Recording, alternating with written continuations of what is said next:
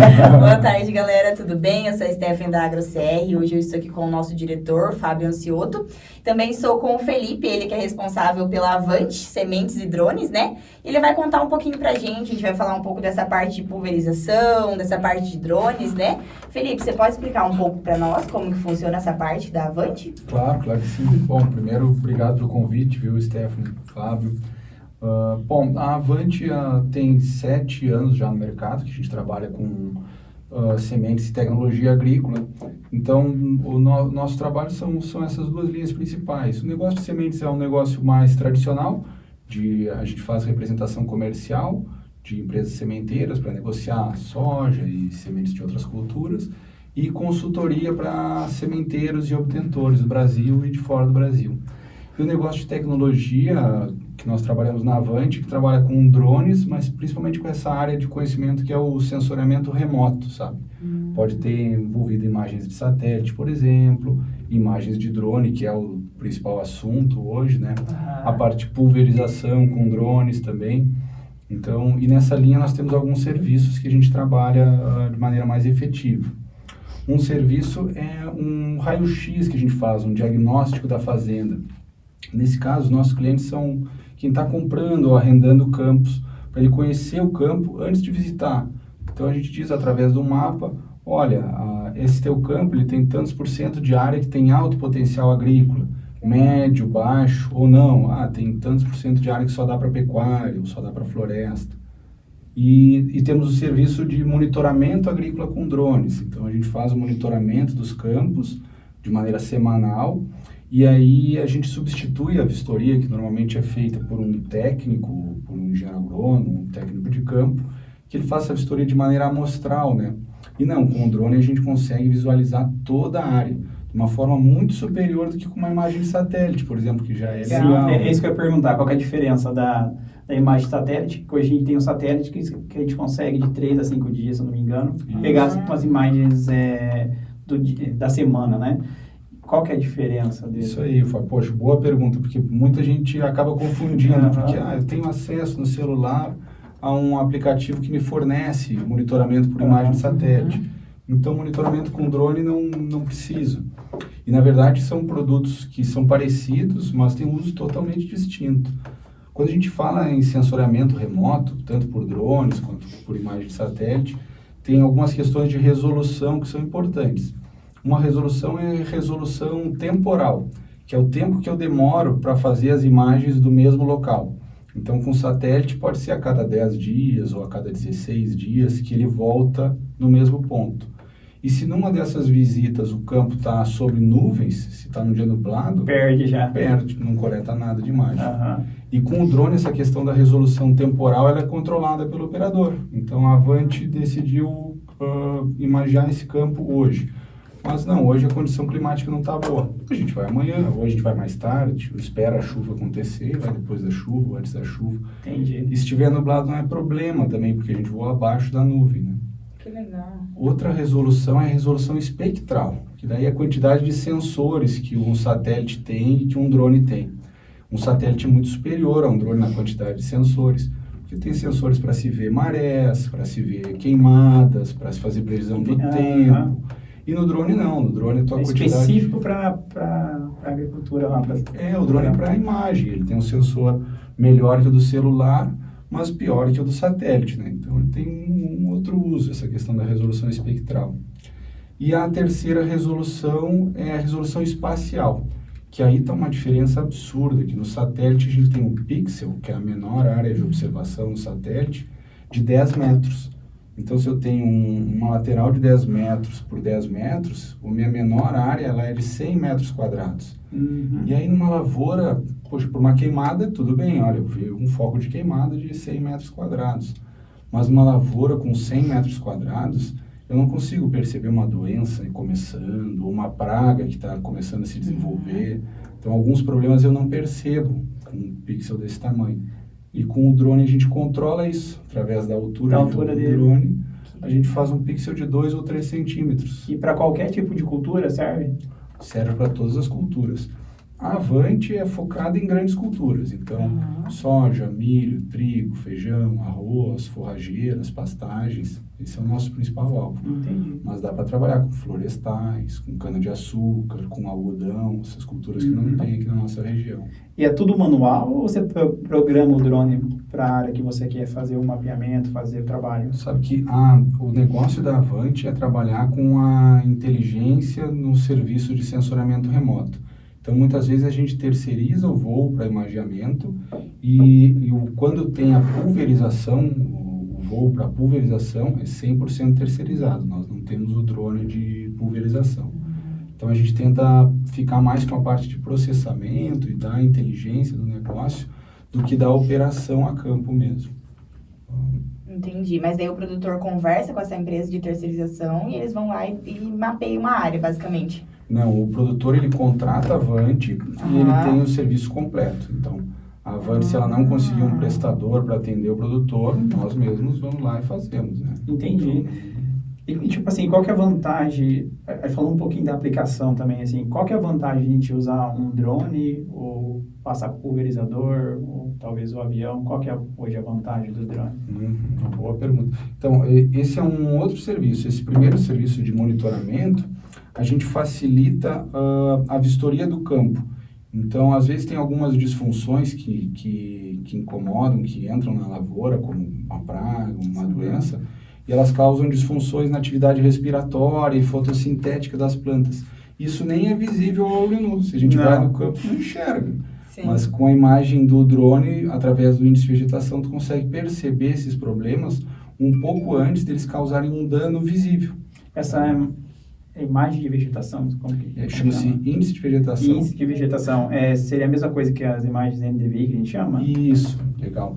O índice de vegetação do NDVI é uma fórmula, né? Sim. Que é o índice de vegetação normalizada, tá? Então ele tem uma fórmula específica, que na verdade leva em conta até um sensor de infravermelho, que a gente usa pouco, a gente utiliza o Green NDVI, a gente troca esse comprimento de onda pelo verde, mas existem diversos índices de vegetação. Então a gente trabalha com vale, que é um outro tipo de vegetação, outro índice de vegetação.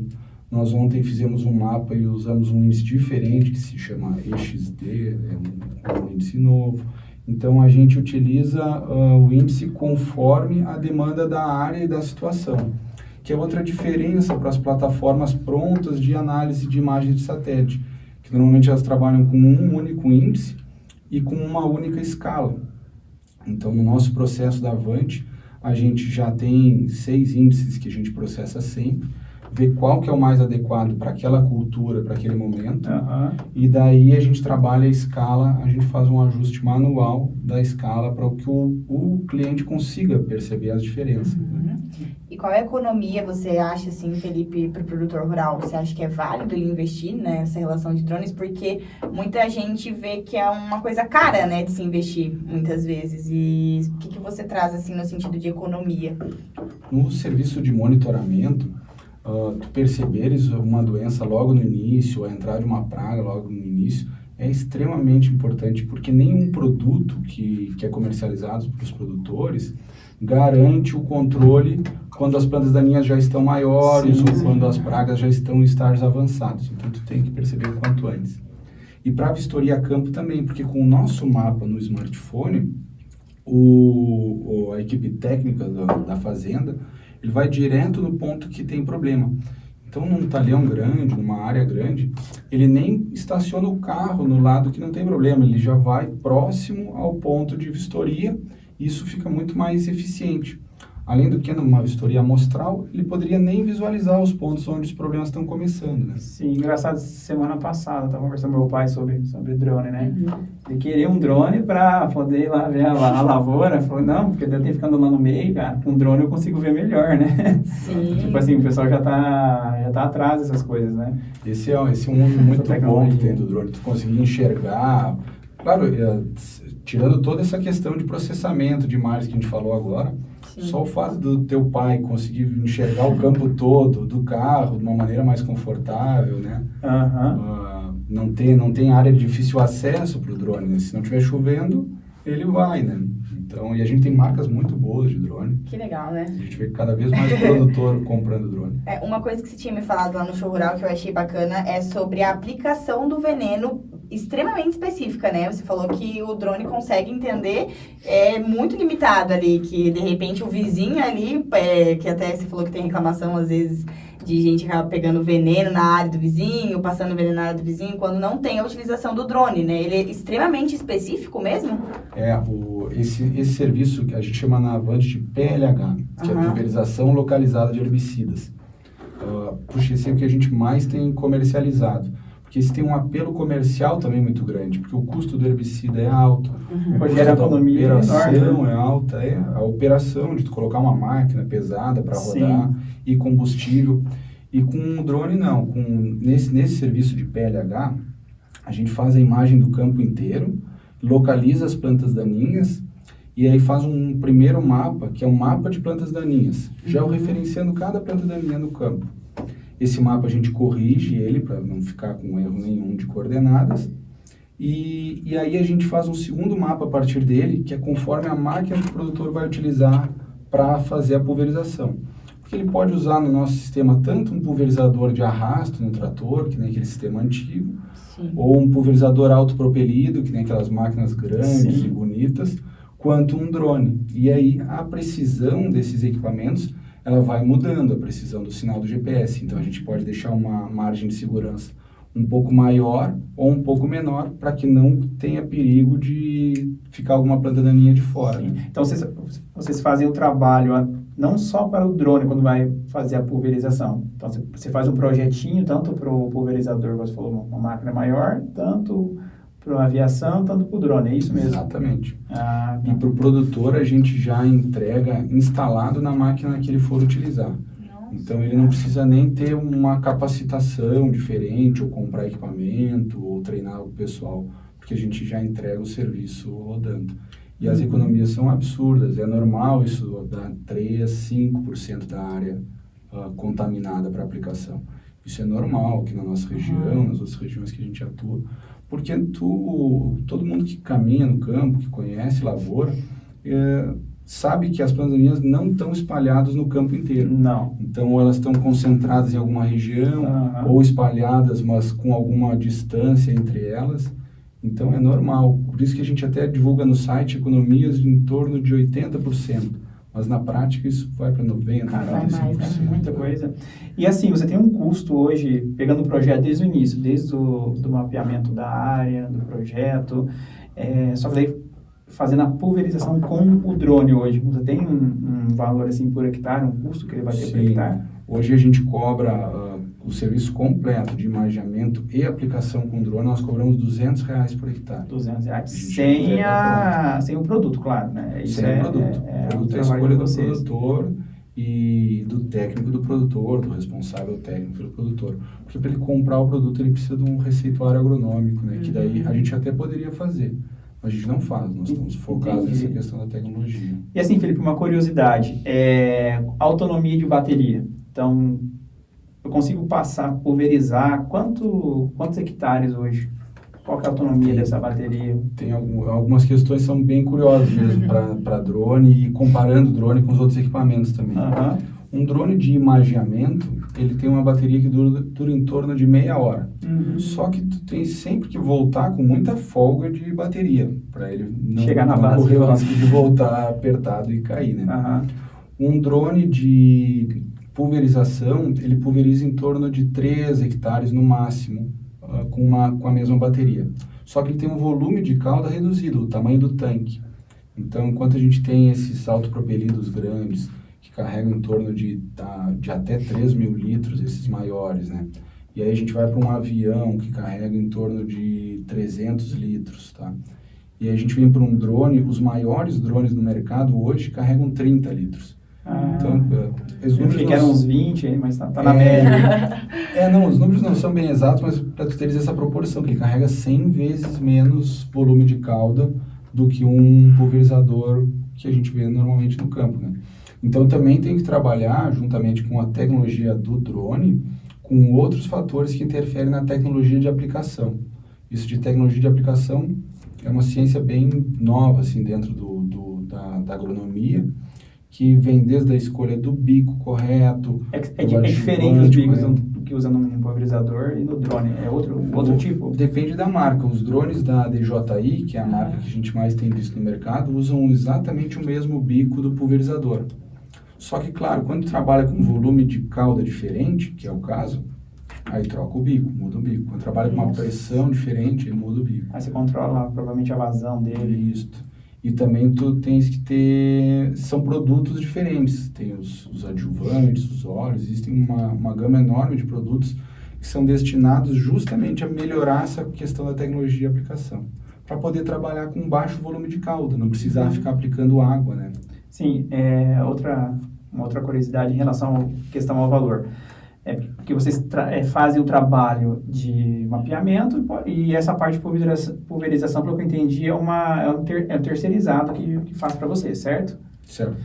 Se o agricultor quiser comprar um drone hoje para fazer a aplicação, você tem ideia quanto que ele custaria? Custe um drone? Esse aí de 20 a 30 litros? Eu sei o de 10 litros, ele hoje está em torno de R$160 mil. 160. E eu consigo trabalhar ele, por exemplo, quero comprar 3 drones e trabalhar sincronizado? Eu não sei se a legislação hoje permitiria no Brasil, mas a divulgação da DJI, da marca essa de drones, é que com controle, no futuro, tu poderia controlar até 5 drones aplicados. Porque você imagina, né? Você sincroniza 5. Eu não sei. Aí passa muito rápido. Eu não sei de ninguém trabalhando dessa forma, sabe? Uhum. Eu só vi vídeo, isso. Isso é curiosidade, mas nossa, da parte Até tecnológica. porque é um mercado novo ainda, né? A pulverização na agricultura em si. Drone, ele é famoso há um bom tempo, mas na agricultura ele tá vindo recente, né? Não é algo assim muito...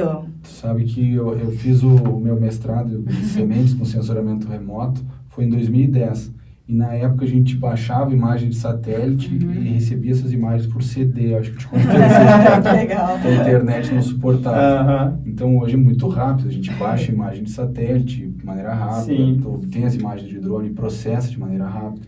Mas mesmo assim, para processar um campo de 100 hectares, o computador trabalha umas boas 6, 7 horas processando sozinho, mesmo os computadores mais modernos. Caramba! Nossa! No Avante, quando a gente precisa de mais máquina, a gente aluga uma máquina virtual da Amazon. A Amazon e o Google, eles alugam supercomputadores lá nos Estados Unidos. Você paga por processamento, provavelmente, né? Lá. Exatamente. Que legal. Nossa, vocês fazem isso, assim nossa, demora, que legal. E demora quanto tempo, mais ou menos, para entregar essas imagens prontas? Você tinha comentado aquele dia, mas é questão de uma semana. A gente avisa 24 horas. Então, o voo e a entrega, a gente demora 24 horas para instalar o mapa no equipamento do produtor. É rápido, bem rápido, meu Deus. E o produtor, ele pode usar o equipamento que ele quiser, como tu estava mencionando. Se ele tiver um drone para aplicar, eu vou lá e instalo no drone dele. Claro, tem que ver se o drone é compatível. Sim, mas aí você instalando no drone dele, ele vai subir o drone faz o serviço sozinho. Exatamente. É isso? Ele não precisa controlar nada. Tem um vídeo no nosso site, até se vocês puderem compartilhar depois, que o nosso voo de imageamento, ele é autônomo, o drone no chão, a gente dá o comando, ele vai, voa, quando começa a falhar a bateria, ele volta sozinho, pousa sozinho, a gente troca a bateria e diz para ele, vai sozinho de novo e continua de onde é que tu parasse. E assim a gente vai, tem campos que vão 2, 3 baterias, tem campos que vão 5, 6 baterias. E a gente fez isso funcionar, acho que umas 2 semanas atrás, que é a reportagem que está no nosso site, no drone. Então, o drone parado, a gente deu o comando, ele voou até uma altura de segurança dele, foi até o primeiro ponto. No primeiro ponto, ele baixou para a altura que nós tínhamos regulado para ele aplicar e começou a aplicar ponto a ponto. E aí ele faz um caminhamento totalmente em diagonal, ele não é que nem uma máquina no campo que precisa seguir as estradas que já estão feitas. Então ele voa de uma maneira muito mais eficiente. Chegou no último ponto, ele mesmo levantou, voltou para o ponto de saída e pousou. Meu Deus, como é que pode, sozinho. Né? Mas aquele dia eu tava reparando mesmo lá na arena da DJI, que tava lá no show rural, né? Nossa, ele vai de uma maneira assim que você fica chocada de ver a tecnologia, né? Como é que pode. Legal. Muito e massa. São super estáveis também. A gente pensa, poxa, e aí, será que ele acerta o alvo? Como é que ele não balança? Tem um sistema de compensação perfeito. Tanto que eles tiram essas fotos, né? e a gente junta as fotos e vira um mapa perfeito, já A referenciado. estabilidade tem um colega que ele tem um drone, você mostrou um vídeo e falou, Fábio, tava ventando, você não imagina o tanto que tava ventando aqui. E o vídeo tava perfeito, não parecia, você só sabia que tava ventando porque você tava vendo as árvores, mexia muito, mas o drone tava Intacto parado. lá, né? Só que ele falou, cara, tava quase virando o drone, tanto o vento tava na diagonal, mas não parecia, bem legal. Tem outros, bom, o nome da Avante é porque é agro, veículo aéreo não tripulado, né? Ah, que legal. Esse termo já tem outros sinônimos, tem o RPA, tem o próprio termo do drone, né? E existe um outro tipo de Vante, que é o Vante de asa fixa, aquele que parece um aviãozinho, sabe? Ele voa muito mais rápido, né? Então dá para fazer imagens de muito mais área em menos tempo. Esse é focado mais em imagem daí. Sim, focado mais em imagem. Entendi. A gente usa um multirotor para fazer as imagens, né? Que é um drone também, mesma função que esse asa fixa. Entendi. E vocês precisam de alguma autorização da ANAC? A gente tem um cadastro na ANAC, que o nosso drone é cadastrado e nós também somos cadastrados, mas por enquanto é uma coisa bem simples. Essa questão da legislação, eu não estou tão por dentro quanto deveria, porque hoje a legislação de drones ela ainda está muito vinculada com a de aviação, tá? Mas existe um projeto, uma tendência que se enquadra numa legislação toda nova, mais voltada só para o uso de drones. Mas vocês precisam fazer um plano de voo, por exemplo? Sim. Toda vez que vai no cliente, faz o plano de voo. Ah, Sim. Entendi. Bacana. Inclusive a gente sempre faz isso antes de ir. A gente faz... Porque no campo normalmente não tem sinal. Talvez com a entrada do 5G facilite aqui no Cascavel. Provavelmente. Vocês viram que lá no Show Rural eles vão disponibilizar, né? A 5G para fazer pesquisas e tudo mais. Então, no nosso caso, a gente tem que fazer o máximo possível online, né? Para não passar nenhum aperto. Entendi. Então, não é qualquer um que pode pilotar um drone, né? Tem que ter além de ter uma autorização, ele precisa ter... Não sei se é uma carteira que fala, tem que ter algum documento para ele poder pilotar o drone? Eu também não sei te dizer, Fábio. Por enquanto não é exigido. Por exemplo, para aviação, tu tem que ter um brevet, né? Sim. Se fosse a carteira de motorista. Até onde eu sei, atualmente, para drone não precisa disso. Não precisa. É só treinar lá mesmo, porque não deve ser muito fácil, né, controlar ele.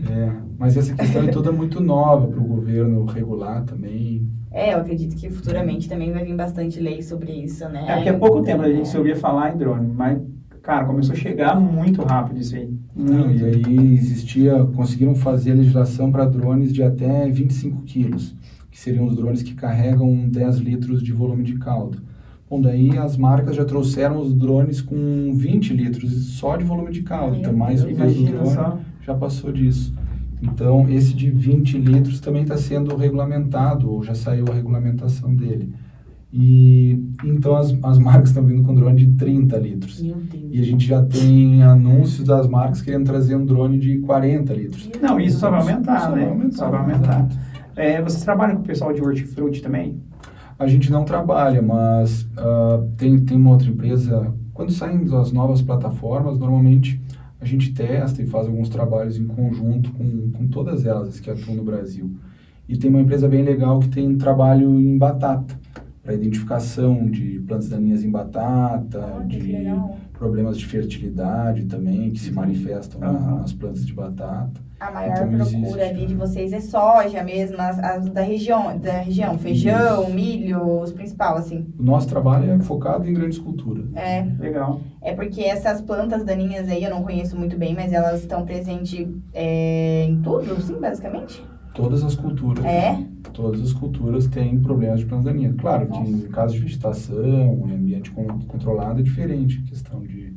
É uma praga forte mesmo. Sim, e são se fosse feito um comparativo entre insetos, plantas daninhas, doenças, o impacto econômico das plantas daninhas é maior entre esses três problemas que a gente enfrenta hoje na agricultura. Sim, eu estava até estudando um tempo atrás ali da relação dos insetos, que existem insetos também que são positivos, né, para essa parte da agricultura. Tem vários insetos que ajudam, né, na verdade. Sim, a gente chama de inimigos naturais. Que eles consomem as pragas que consomem a soja, por exemplo, todas elas têm algum inimigo natural. Se tu conseguires cultivá-los, fica mais fácil para que eles controlem naturalmente. Né? Sim, entendi. E tem algum estado hoje que está mais avançado com drone ou não? Está meio... Olha, eu não sei te dizer se teria um estado mais avançado agora ou não, mas eu vejo que, por exemplo, nessas regiões de alta declividade, que nem a gente tem no sudoeste do Paraná e no oeste de Santa Catarina, a adoção foi imediata. Porque, por exemplo, a cultura do milho, ela é muito difícil de se fazer o manejo com defensivos, porque tu tens o limite dos equipamentos, né, que não conseguem se erguer de forma muito alta, e também tu tens o problema do piso da aplicação, que é a questão da umidade no solo. Então, com o solo muito úmido, tu não consegue entrar com as máquinas. Então, às vezes chove, quando chega na hora boa de entrar com o maquinário, chove de novo, e aí acaba que ele não consegue aplicar nunca o produto com maquinário terrestre. Sim. E com drone consegue aplicar. E tem região de Santa Catarina lá que é muito morro, né? Claro, e aí imagina. Com o morro, tu não consegue entrar com avião, porque começa a ficar muito perigoso, né? Sim. Então, tinha algumas regiões que o pessoal até fez de fato, helicóptero de aplicação, mas isso é um uso muito pequeno, muito caro, né? E o drone entra como uma luva, porque o drone faz a programação em qualquer área. Se tu programa obstáculos e altimetria, ele acompanha a declividade do terreno, então ele é seguro, não bate em nada. E se cair, não é para cair, mas se cair, não machuca ninguém, né? Porque ele está sozinho no campo, não tem piloto. Ele tem esse negócio de obstáculo? Tem, no voo de drone tu podes marcar os obstáculos e aí ele contorna. Só que os drones mais modernos, todos que a gente utiliza, nossos de terceiros, eles também têm um radar, né? Então eles percebem os obstáculos. Isso que eu ia perguntar, quais tipos de sensores que ele tem hoje? Tipo, tem de radar, tem... Quanto mais sofisticado o drone, maior é a quantidade de sensores que ele tem. Então, às vezes tem uns drones que a gente até ministra curso com aqueles drones pequenininhos de menos de 250 gramas e eles não têm sensor nenhum. Daí tem que tomar muito cuidado, porque se for na parede ele vai bater, se tiver algum problema ele vai bater. Mas os drones que a gente utiliza para operação em campo, eles têm vários sensores para todos os lados, para frente, para trás, para baixo. Que legal. Tem sensor de claridade para a parte superior também, que ele regula a câmera. Ele é um equipamento fotográfico, né? Esse drone que capta imagens. E tu acha que ele dá muita manutenção por sempre estar trabalhando tanto, assim, porque é troca de bateria toda hora, né? O nosso, a gente tem ele, tem um que a gente tem uns 3 anos, mais ou menos, e nós tivemos problema com 2 baterias só. Nossa, bateria meio que normal, se for. Também, né? O tanto que usa. Bateria, a gente percebeu que ela começou a estufar, e nós ficamos com medo que se ela estufasse com calor no campo durante uma operação, ela se desconectasse do drone e o drone caísse, né? Então a gente parou de usar. Sim. Antes a gente estava falando de bateria lá atrás. Qual que é o tempo médio para a gente fazer, para carregar uma bateria? Porque às vezes eu tenho 2 baterias só, 3 baterias, saio com o drone, daqui a pouco já termina uma, aí eu quero carregar lá mesmo, se eu tiver, lógico, carro, liga no esquerdo do carro. Né? Aí, no carro, eu tenho o gerador elétrico, isso. Quanto tempo que ela vai carregar? Para o drone de pulverização, se usa bastante o gerador, porque ele precisa de uma carga melhor, mais rápida, uma tomada com mais potência. Para o drone de imageamento, como ele é um drone mais leve, a bateria também ela é muito mais robusta que a de celular, mas ela é muito menor do que a do drone de pulverização. Aí se usa muito o carregador veicular, né? Então, no nosso módulo que nós temos, né, a gente tem 2 carregadores veiculares, né, carrega 2 baterias ao mesmo tempo. Nós trabalhamos com 5 baterias, então não falta bateria nunca. Mas ela demora o quê? 2 horas? Não, no carregador veicular, eu não sei dizer com certeza, mas eu acredito que uns 40, 45 minutos. Nossa, é rápido, meu Deus. Ela perde um tempo quando tu retira do drone até ela aceitar o início do carregamento. Talvez uns 10 minutos aí para ela esfriar e as células se acomodarem. Depois Mas o drone de pulverização, a tecnologia da bateria é muito superior. Eu acredito que com 20 minutos ele recarrega a bateria do drone de pulverização. Entendi. Por isso que precisa do gerador, né? Aí hoje é fácil, é sério. É. Você comentou de curso, né? Vocês ministram cursos lá na Avante? Isso. Não, Como a gente tem um projeto junto com a UniOeste para oferecer cursos de monitoramento e uso agrícola de drones. Drones de imageamento, né? Não drone de pulverização. Então, se alguém estiver interessado, pode entrar em Pode, contato com vocês. Agora até não tem o site, mas eu deixo o contato do nosso site. A gente coloca lá na Sim. descrição. E aí esse curso a gente separou ele de maneira modular, em 6 ou 7 módulos. Primeiro se aprende algumas operações com drone, depois algumas outras operações, até o imageamento autônomo e processamento das imagens. Que bacana. E a procura está tanto de curso quanto do agricultor ir atrás de vocês para utilizar o drone na propriedade? Hoje está. O curso é uma novidade. O curso a gente está lançando ele agora, em março. Até por isso foi bom a gente já comentar, divulgar um pouquinho. E sim, o serviço de PLH a gente comercializa já fazem... Essa foi a 3ª safra, agora nós vamos para a 4ª safra. Para a 4ª. Comercializando o serviço de PLH. E que estado vocês estão atendendo hoje? Nós atuamos com mais força em Rio Grande do Sul, Paraná e Mato Grosso do Sul. Mas também a gente atua em Paraguai, São Paulo e Santa Catarina. Mato Grosso é bem forte na agricultura, né? Isso. Eles são gigantes. Mas aqui a nossa região é muito boa. Aqui a gente também, né? E o show rural, você acha que deu bastante retorno, assim, pra vocês, nesse sentido? O pessoal que não conhecia muito bem, né?